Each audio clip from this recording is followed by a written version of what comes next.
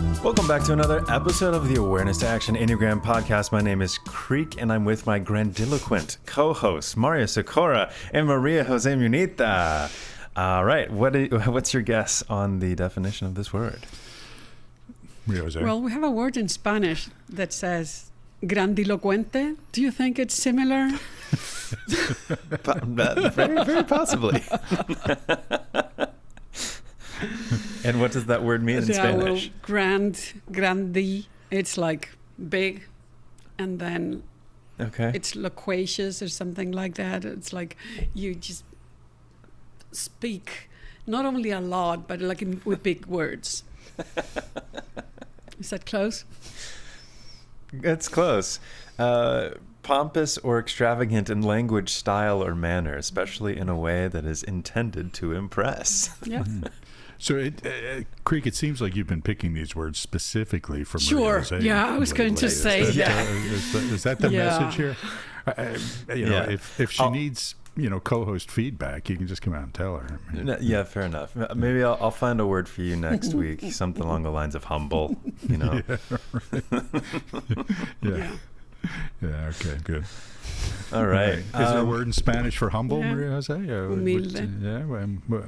Yeah, there you go. We're talking about, well, first I wanted to just say, for people that are joining us on YouTube, hello. Nice to, you can see our faces. We can't see yours. You can send us a picture of your face if you'd like.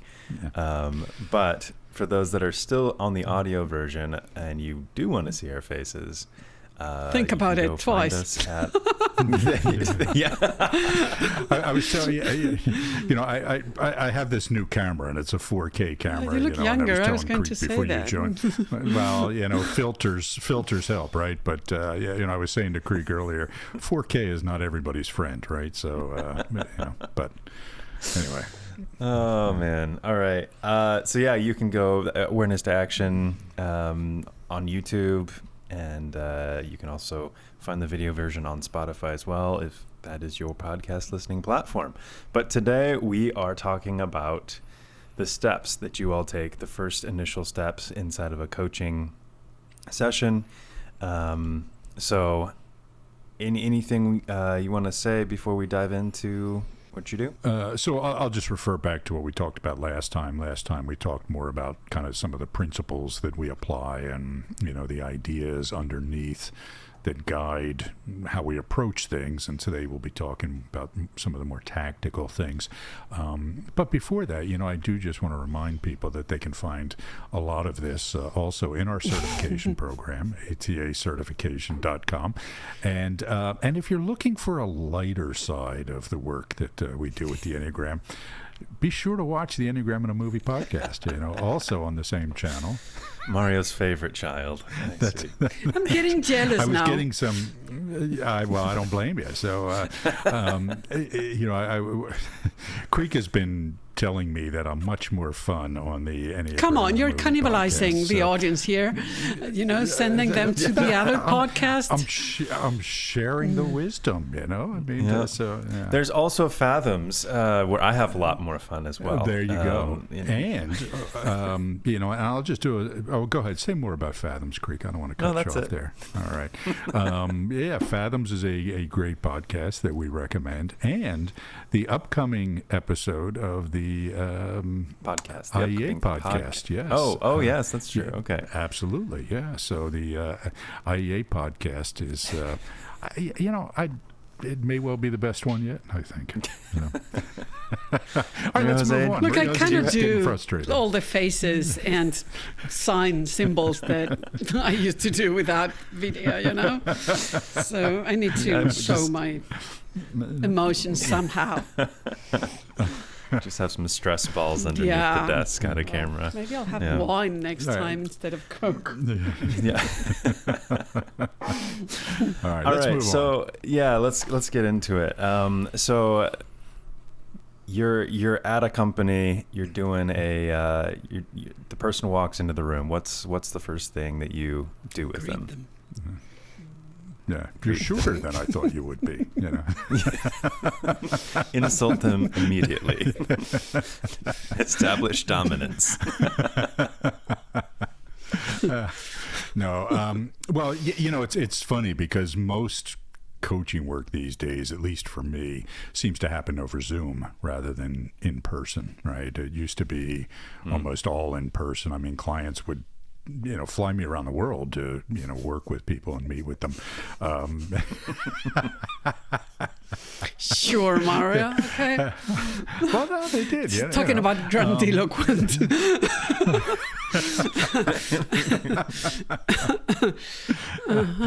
But now we don't have to do that because we have things like Zoom, right, and Teams and all that. So a lot of, unless my client is very local, and most of them are not, it happens on Zoom. So for what my worth. clients are local, and so what do you do? I go Maria? to their offices. I work with them in person. That's the other thing. Yeah, that's kind of, at least used to be a debate among some people of, do I go to their office? Do I have them come to mine, sort of thing? Therapists, for example, have people come to their office. I always found that going to their office was better because, number one, it saved them time. They didn't have to travel, that sort of thing. They don't want to, geez, I got to, drive, blah, blah, blah. But also, I like to do whatever I can to make people comfortable, right? So people are usually more comfortable in their own office than they are somewhere else. And there are other benefits. Yeah, like what? You get to see the rest of the people at their office, There and they you see go. you, Yeah. and they know that Yes. there's something going on, and a familiar face. And then when you have to talk to them, it's easier. So I think there are benefits to going there. And besides what you just said, it's easier for them. It saves them time. I had an office for years, and I just ended up not using it because I just work primarily either over Zoom or Teams or go to my clients' offices. Look, Santiago is a big city. Most things happen here, and I'm lucky in that way. And most of my clients are a walking distance from my house, so it's even easier. Yeah. Now, as soon as they walk in, do you immediately start reading them? Like, what's your first sort of foray into trying to understand them a little better? Trying to make them feel comfortable. I don't have a script, but I always find something to talk about that helps me build some kind of trust and ease my way into kind of the deeper conversations. I do it for them and for me as well. I mean, for myself, it's just easier to talk about things, these kind of things, when you feel comfortable with the other person. Mm-hmm. Yeah. Building rapport and ease is really, really critical to a coaching engagement, right? You not only have to put them at ease, but you have to make them comfortable with you. And so that involves often, for me, some sort of shared connection, right? So when I'm, if I'm meeting with them in their office, I'll comment on something I see in their office and ask them about it, and then look for some sort of connection. And, I have also found that there are certain go-to topics that are good for building rapport, and everybody's got to find out what they are for themselves. But for me, one of them is kids is an easy one, right? If you have kids and your client has kids, everybody loves to talk about their kids. So that's always a good topic. And frankly, and I know Maria said you can get prepared already, but travel is another one, right? And places, and I work with a lot of international clients, and being able to speak about a place where they live, or ask them about a place where they live, or, I was there and blah, blah, Every time whatever. I go there, Every time I go there, yeah. So it's a little running joke with us. But, just finding something that builds a sense of commonality is really, really important without getting too familiar. And that's the other side to this, is that you always have to maintain a professional distance with your clients. You're not their friend. You can become friendly with some of them. Typically, I find that after I'm done an engagement, on occasion, I'll continue to, have the occasional lunch or breakfast or something with a client. But I don't really socialize with clients because I don't want them to really get to know me and say, I'm taking advice from this idiot, kind of thing. So maintaining that distance is just as important as building rapport. Other than not wanting to get to know you in that respect, what's a more serious answer why that would be? What if someone wants to get to know you? They might want to get to know you, but once you cross the line, it becomes uncomfortable. You know too much about the person. The person might feel kind of awkward around you because you have information about them. Where they might be concerned that you will say something, or it's just awkward. And it might be comfortable. Nothing may happen, but you don't want to run the risk. And to be honest, I think that you might win a friend and lose a client. And they might not want to call you back if they feel like too exposed. And I think that clients are clients, friends are friends, and it just blurs lines, right? I mean, and that can cause discomfort. It can cause a holding back, and it can cause a lack of respect. Really, I mean, that's not a huge concern. But once we become too familiar with something, we start to devalue it in a way, right? If somebody, look, I give people advice for a living, okay? I mean, people pay me money to give them advice. You think my wife or kids would ever listen to anything I have to say? No, of course not. They think I'm an idiot, right? And so, there's just something about familiarity and, how seriously we take people that is important to maintain. There's another risk. If you're not careful, you might, because you like the person too much, you might start justifying their behavior and not be able to see them objectively enough. Yeah. Or you might become too comfortable and say things that are a little too direct, at times, and that's less of a chance. And I tend to be pretty direct with my clients anyway. But, you just, maintaining appropriate boundaries is really, really critical as a coach and consultant. Yeah. So definitely a conflict of interest. Yeah. That's the other thing. And I think we talked about this last time, but putting clear boundaries around the engagement, we start here, we stop here, here's what you're going to pay me. It's just, it's a clear business arrangement. Yeah. So how do you kind of introduce the idea of the Enneagram and how you're going to go about assessing them? So I tell them that the Enneagram is a model that I use to understand people, to accelerate that process, and to give them tools to manage themselves in the future. So it's and to understand the people around them. So it's a tool I use. It's proven to be useful, and we'll work on hypothesis of your type so that you have those insights. We can work with it, and you can continue to do so in the future when this engagement is over. So I think that's important. It's not some magic tool that I use that you don't know nothing about, and I'll kind of take things off my head. It's just, we're going to work on this together, and you will continue to do this. And I kind of train people over the coaching engagement to use it so that it's a tool that they add to their toolbox and can use without me. Yeah.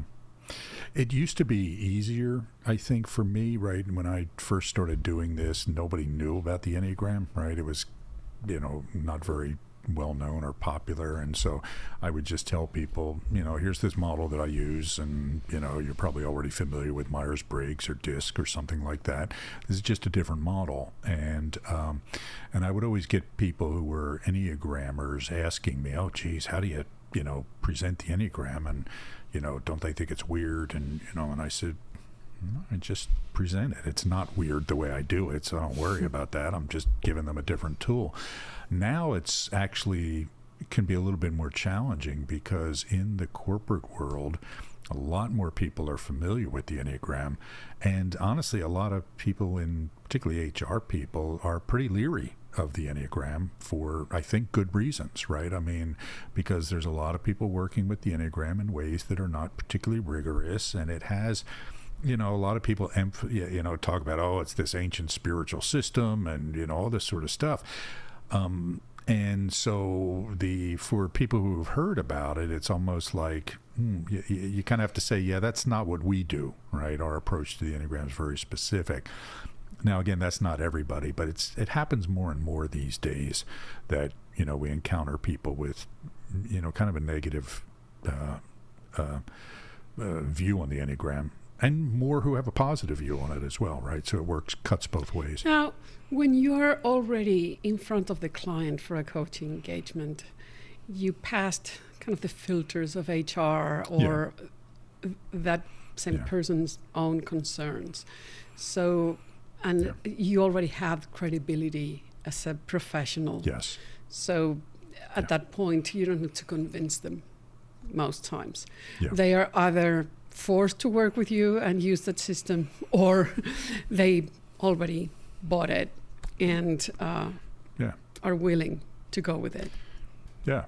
That's a hugely important point, Maria José, and this is something that, a lot of people who learn the Enneagram and then want to become a coach, or an Enneagram coach or something, may not always understand is that you need to build personal credibility, not only in the way you comport yourself and the way you carry yourself, but you have to have a whole bunch of other tools in your toolkit besides the Enneagram, right? You have to understand business. You have to understand, how organizations work. You have to understand what their real needs are. And you have to have the confidence to, go in and sit down with really successful, really assertive people who are going to push back on you. And honestly, the Enneagram's the least of your problems, in that case, right? I'm sure many people walk into the room, rather digitally or in person, nervous. What's the process of making sure they don't shut down during the coaching? I think that I think María and I follow the same process, and when we meet for the first coaching session, we have already met at least once to discuss the engagement, how it's going to work, what it consists of. So we have already built that understanding. I think we try to make them feel seen and heard, so that we're going to be something that they will benefit from, and we are at their service. So we're working with them so that they can grow. And so we talk about these things explicitly or implicitly in another session. So when we start, that's covered already. Yeah, so there's, typically a 30-minute Zoom call or phone call or something prior to the first formal coaching session, which will be 90 minutes to 2 hours. The other thing is there's a progression of things that I talk about during that session, that first real session, and I always have them start off telling me about their job, right? What do you do here? What's your responsibilities? Because everybody's comfortable talking about their job, right? So, but there's nothing loaded about that. There's nothing that exposes them. And, it's almost like you're just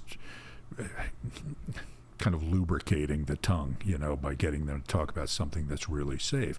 So you start off asking, I start off, and I think María José does too, what do you do here, right? Okay, well, tell me about your history, your work history, and, where you went to school, and, where you grew up. And from there we go into hobbies, what do you do for fun, right? What do you, and ask about family if they have it. And that's tricky because it's particularly in the United States, there's, You have to be really careful. You can't just come out and ask somebody, "Oh, are you married?" Or do you have kids?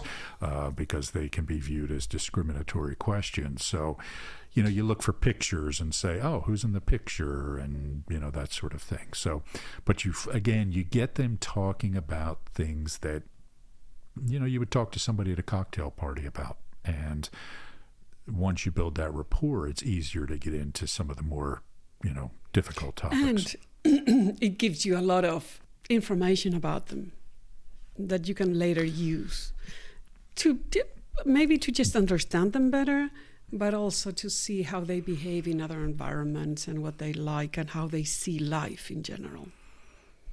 Yeah, which is the start of the typing process, right? Which we're typically doing simultaneously during those, right? I mean, every question we're asking is seeking data in some way, and we're always filtering through that data. And so on the one hand, you're listening to them and thinking about how their answers reflect on their professional challenges or opportunities, but you're also saying, does this feel like a 7? Does this feel like an 8? And you're kind of weighing hypotheses, ruling out some types, that sort of thing, thinking of other questions that I can ask that'll help me. Let's go back to that thing you said about this. And that's where you can start to make the questions a little bit more type oriented, right? For example, one of the questions I often ask people who feel like they might be, a 3 or an 8, but I'm not sure, I'll say, do you like to be in charge? Right? And then the thing about these questions is not just whether they say yes or no, but it's the emotional reaction they have to the question, and the question of, well, why is that? Right? So a 3, for example, will say, oh, absolutely, I like to be in charge. And an 8 will also. But a 3, when you ask a 3, well, why? They'll say, well, I'm able to get more done when I'm in charge and I have some influence, and, you got a team working with you, et cetera, et cetera. An 8 will look at you like it's the dumbest question they've ever heard. It's like, well, I don't want to be in charge. What kind of stupid question is that? I mean, why would I not want to be in charge, right? So again, you're starting to, feels more 8 than 3 to me. Yeah, There's also how they answer the questions, and sometimes you throw them one question and 15 minutes later they're still talking, and sometimes they have more concise answers. So it's and the tone, the effective tone, because I've seen a lot of preservers answering kind of like with long answers, because they're very detailed. Yeah. But there's an effective tone that it's kind of more stable and monotonous than a transmitter would have. So you start looking for those clues as well when they're responding. It's just fun to just ask a question and see what happens next. Now you two do 360 assessments. Will you have gotten the results of that yet in the first session? No. We usually conduct the 360 assessment after we meet the person, because I like to have context. And so there's lots of ways to do 360 assessments. And just for people, who may not know this, a 360 assessment is essentially, collecting data from 360 degrees around the client, meaning their boss, their peers, their subordinates. And there are a lot of ways to do this. You can do, there's online assessments and things that different companies have created. We prefer to do them by verbal interviews. So if you were our client, Creek, we would say, give me 12 people to talk to, right? And so would you talk to all 12? Yeah. Oh, wow. Typically. Okay. And if it's a very senior person, it can be more. Like if I'm working with a CEO or something, it's usually about 15, because you have to make sure that you're covering all the relevant stakeholders. Now, again, that comes with a cost, right? So, this is an issue of, pricing, and, a lot of some clients can't afford that, right? Because, right there, you've added 6-7 hours of my time to the engagement. And so But you want to kind of, talk to these people, but I want to know the client, because in that initial meeting, I'm going to have a hypothesis of their type. I'm going to have some sort of things. Okay, I've seen people like this before. They often have problems in this area or that area. So I want to be able to probe on that, right? And we don't like to use a standardized assessment because everybody's different, right? And the things that people need to be successful, the qualities, characteristics, or skills, will vary from organization to organization. Okay? One of the things you see all the time is that, leaders can go from one company where they were hugely successful and then go to another company where they act exactly the same way, but it doesn't work and they fail. And that's because the environment's different, the culture's different, etc. So we want to have some feeling for the person, but then we want to see, okay, how is that landing in this environment? So our approach to 360s is to have them pretty open-ended. Okay, what are they good at? What do they need to get better at? Yeah, so during the first meeting, we come up with a provisional hypothesis of their subtype. Besides testing it during the 360, we give them something to read. So they read. Many times they discuss it with their partners, with people around them. So they challenge that hypothesis as well. And when we get back after the 360, we talk about those things and either refine or confirm that hypothesis. Now, that doesn't mean that that's a final hypothesis.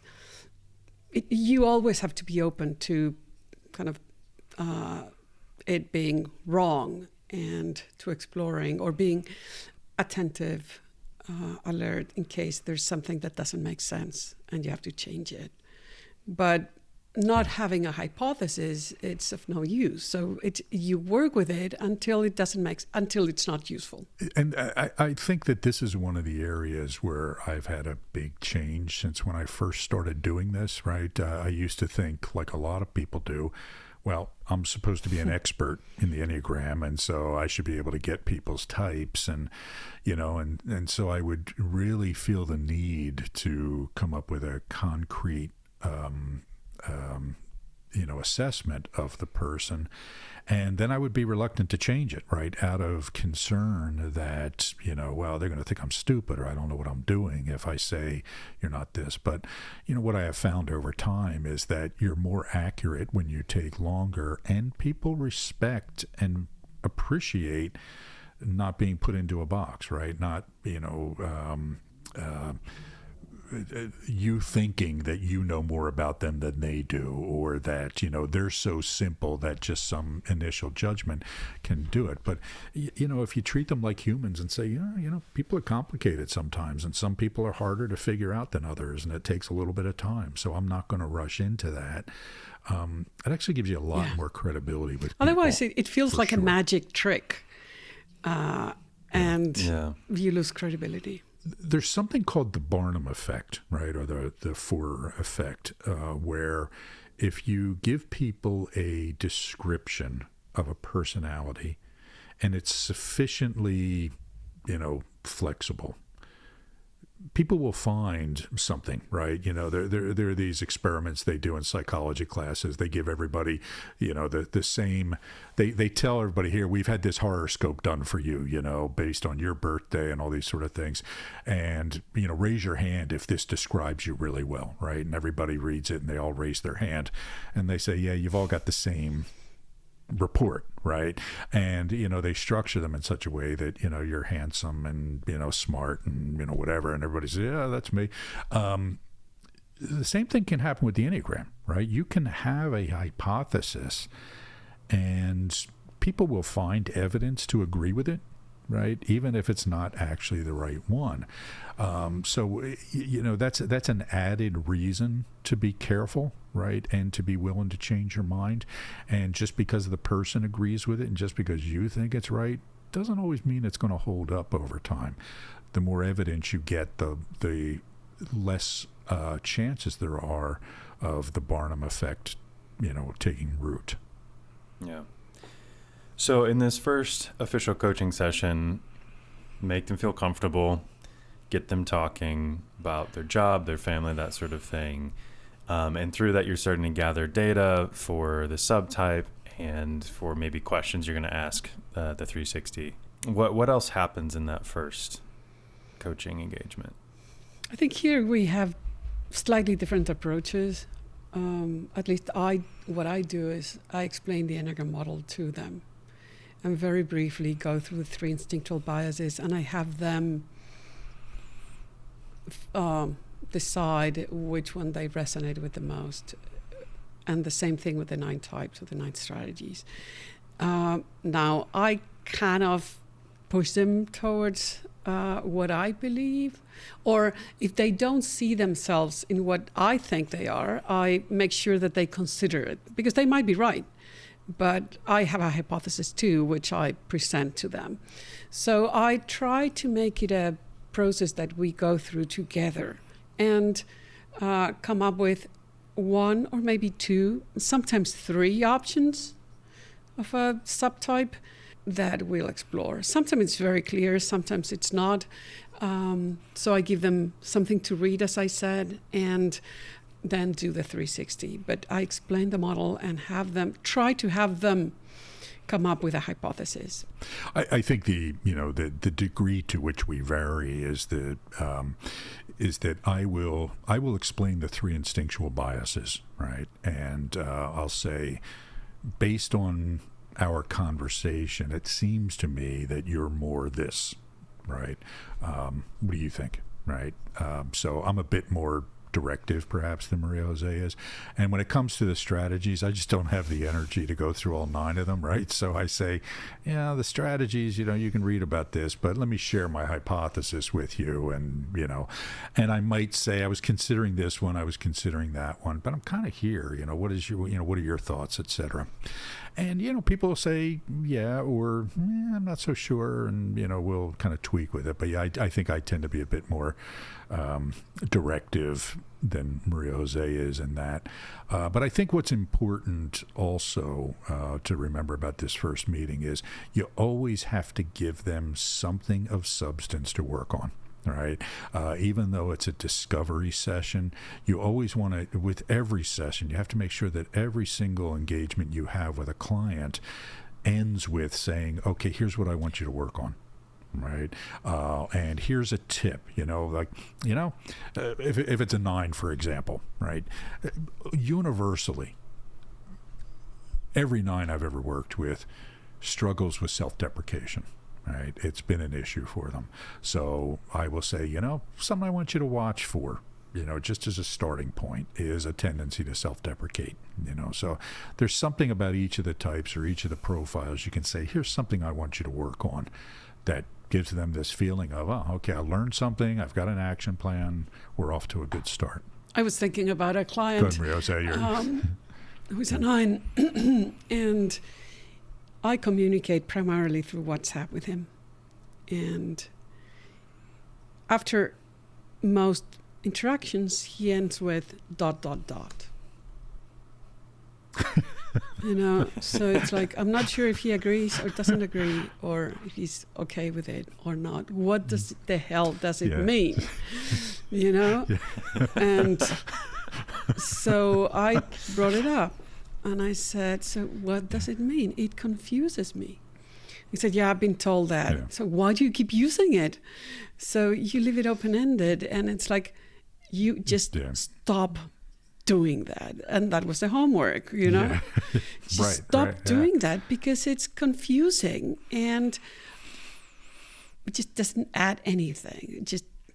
He's doing it. But it doesn't have to be a big thing. But in communication, when you do things like that, you are not effective. And changing that, which is a habit, it's not easy, but it has a big impact, and it's a small thing. And that's so first of all, just good advice in general for 9s is learn to love periods, right? In general, it's like, stop with the commas. I ain't got all day, put a period on here, and make a statement, right? Just and then be okay with it. But the other thing is like Maria Jose said, a little thing like that can have a huge impact.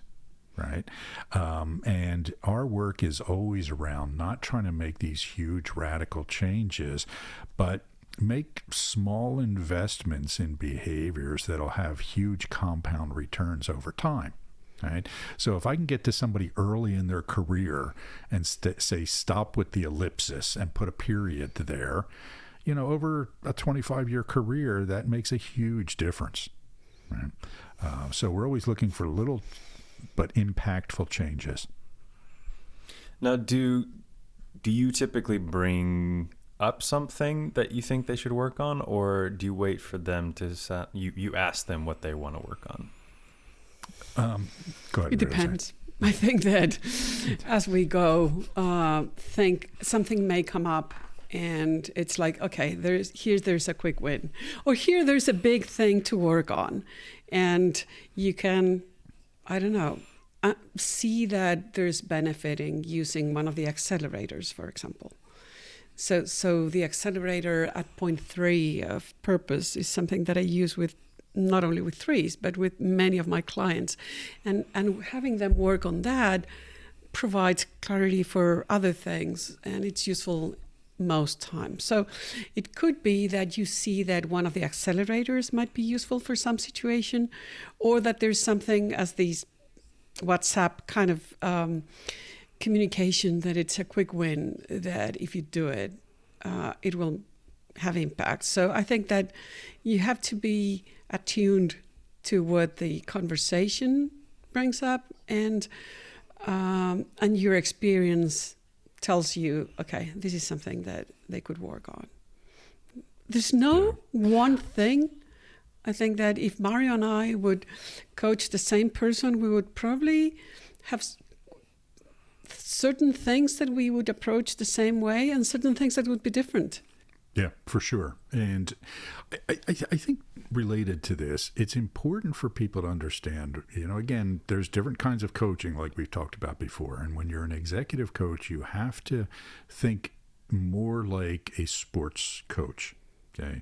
You have to be able to look at the client, watch them, and say, I've seen this show before, right?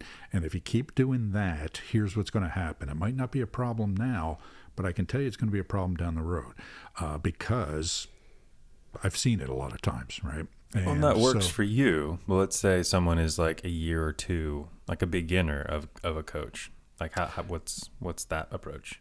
Yeah, well, so I think that, again, you have to ask yourself what sort of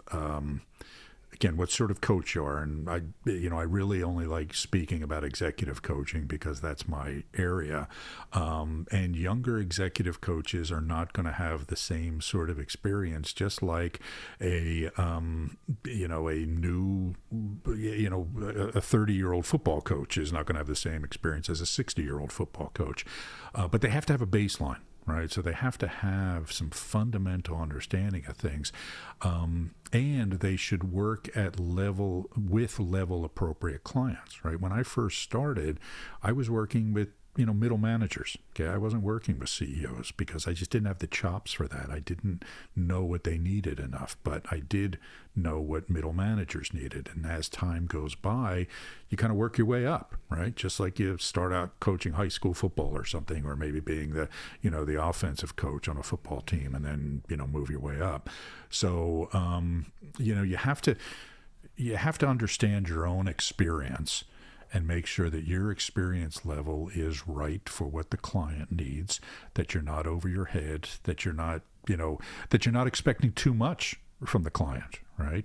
That you're understanding where they are and what their needs are at their level, and not thinking like they have to be doing things like the CEO would do it, for example. Yeah, and different coaching schools provide different tools that you can use. Some might be more scripted or less intuitive. And I'm saying intuitive in our case because we do not come into the session with a set of tools that we will use in the third session. We just see what's required and know what can be useful, but it's because we have experience. But certain trainings provide more structured tools that you can use. Just that thinking that you can do coaching without training or without experience, it's complicated. Well, it's not responsible. I mean, and it, again, just like anything else, right? I mean, they don't call yourself a doctor if you haven't gone to med school, right? I mean, and for doctors, there's, a path upward, right, as they get better. So coaching is no different. Yeah, and understanding, like experience is very important. And it doesn't mean that you cannot do it with a lot of experience, because you have to start somewhere. Yeah. But the more experience you have, the better job you will do. Like, for example, I think in our case with Mario, we have been the number one of an organization. It was a small organization, but very complex.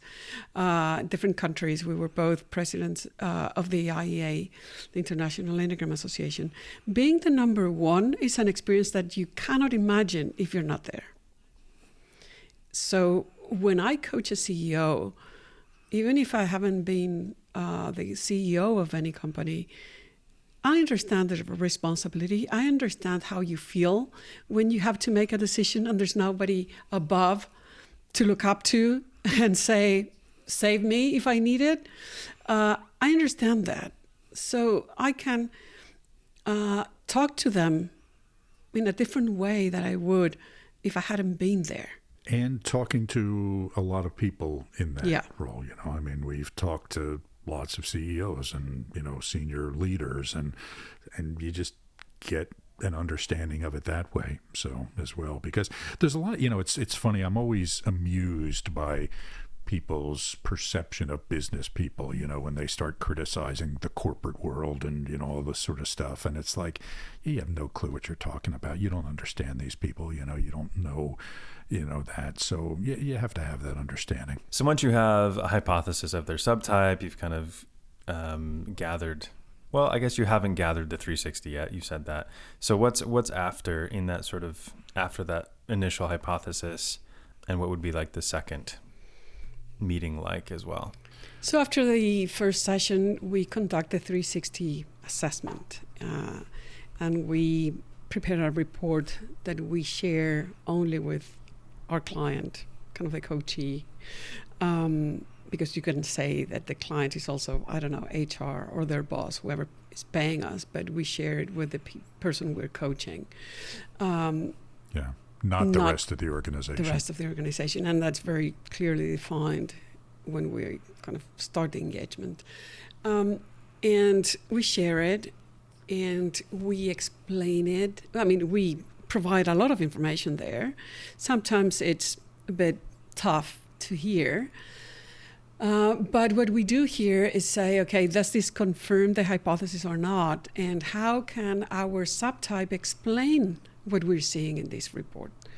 All these strengths are typical of a 3, for example, and the opportunities for growth can also be explained by this type. And if it's preserving 3 or navigating, whatever it is. So I think the Enneagram, it's helpful there because doesn't demonize what we're seeing there, but explains the phenomena in a kind of more normal way, and then come up with an action plan for the engagement.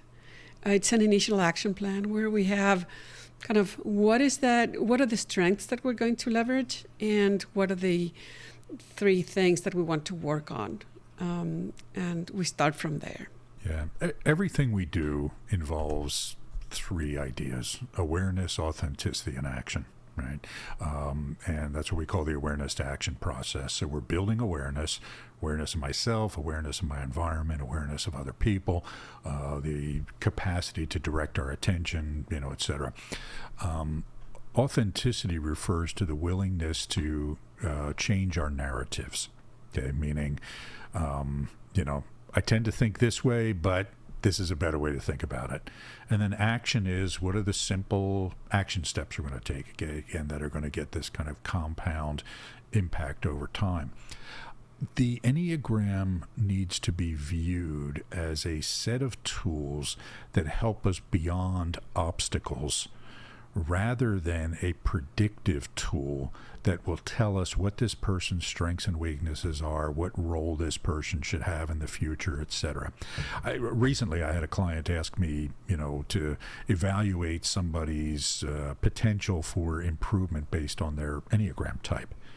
And I said, I can't do that. I won't do it. And then if anybody does it for you, they're stealing your money, because I have seen people of all profiles be successful, and I have seen people of all profiles fail.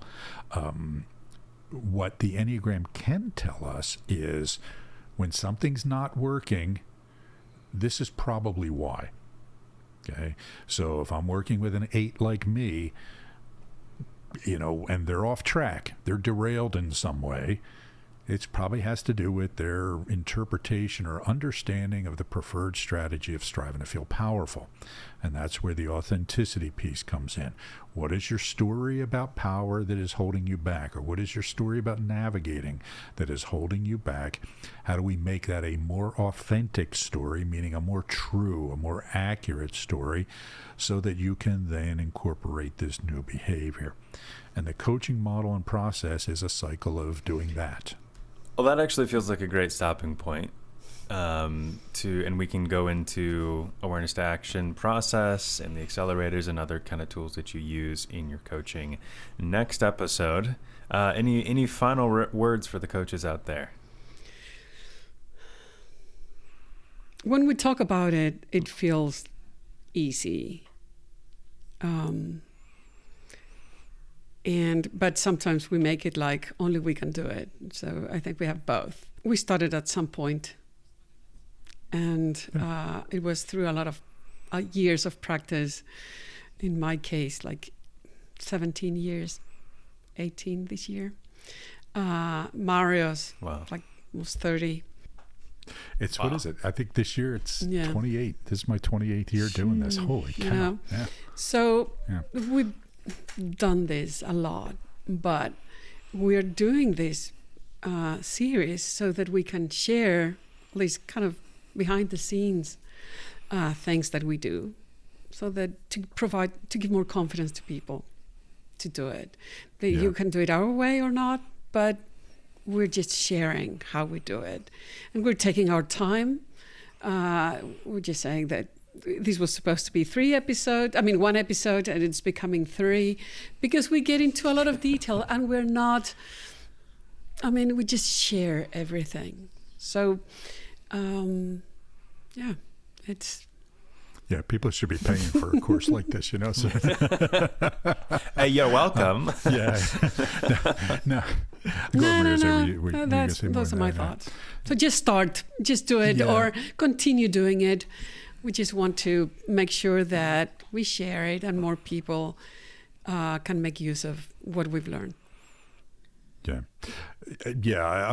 piggyback off of that, right? So we take our work really seriously, and we feel a responsibility to serve our clients well and to not do any damage, right? As a starting point, and help them when possible. And so we can get a little bit frustrated when, somebody might not understand the seriousness about what they're going to undertake, or they don't take it seriously. But to Maria Jose's point, you've got to start somewhere, right? And, I remember when I was training in martial arts and I got my orange belt, which is kind of like the first belt, and I'm thinking, wow, I'm a badass now, I'm an orange belt. And then, you get another belt or two and you think, geez, I didn't know anything as an orange belt. And then you go a couple of more belts, et cetera. So you always look back and say, geez, I didn't know anything then. And when I look back, 28 years, I think, oh my goodness, I didn't know anything. So, there's a growth process. Start.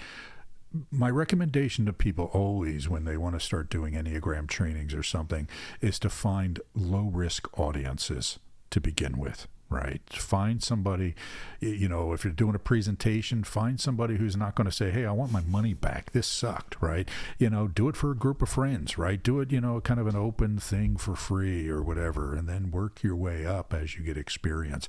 And it's the same thing with coaching, right? Start off small, start off with, you know, lower risk clients and practice. And it's a lot of fun. It's a very rewarding thing to do. You know, if you're interested in it, get out there and do it and take it seriously and do it well. And I hope these conversations are helpful.